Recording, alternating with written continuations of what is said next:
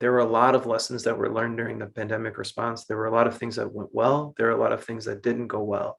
And I think being honest about that, from a personal level, at a facility level, at a system level, at a health system level, and then at a state and national level, I think will allow us to better prepare for the next one, because it's going to happen, right? And we can learn a lot of really valuable lessons from this in order to ensure that, we're getting the right messaging out early, that people are aware of why these things are important. And then, that's sort of more big picture things, but even, looking at your internal processes and looking at where the stresses were on your system, where the points of failure were on the system that maybe you didn't realize when you were doing tabletop exercises and things like that. I think that all of those things are going to really help us to build a better response system for not only pandemics, but other potential disasters that can come up. Now there's political divisions, there's rhetoric, there's fears, there's an internet. All of that has changed the way we approach problems. All that changes the way we even identify problems. I mean, is this really a problem? There's a certain segment of the company that didn't believe this pandemic was serious. There's a certain segment of the company that thought this was the most serious thing ever. And oh God, we got to learn how to talk to each other. So if there's any lesson to be drawn from this, it's how do we communicate in a way that doesn't divide us? I think we're definitely better prepared to deal with the next pandemic collectively. The state, the counties, the tribes,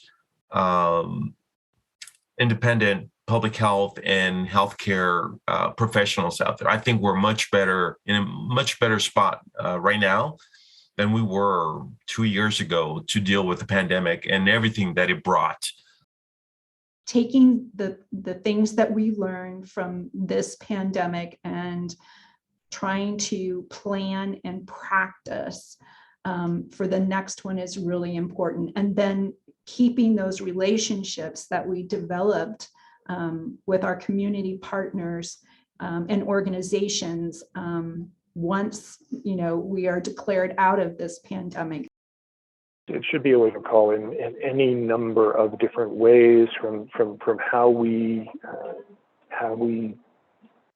advertise and distribute the availability of vaccines, to the ways healthcare should be accessed, to how services are delivered to vulnerable or at-risk communities.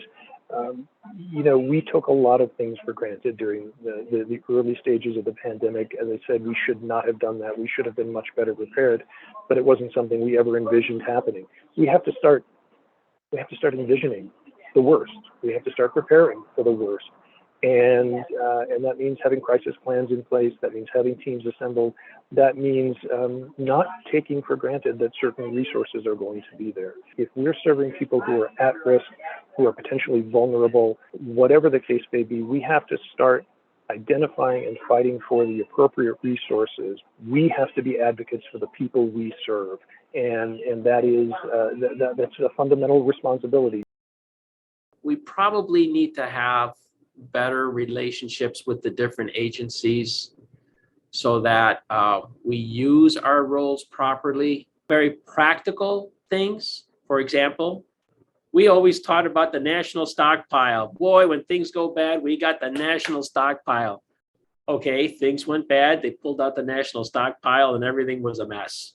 It had expired, or it wasn't what we thought. And it turned out that it didn't really do everything we thought it would do. I think the best thing we can do now to prepare is take what we used to think we would do, apply what actually happened, and then rethink what we will do if and when this happens again.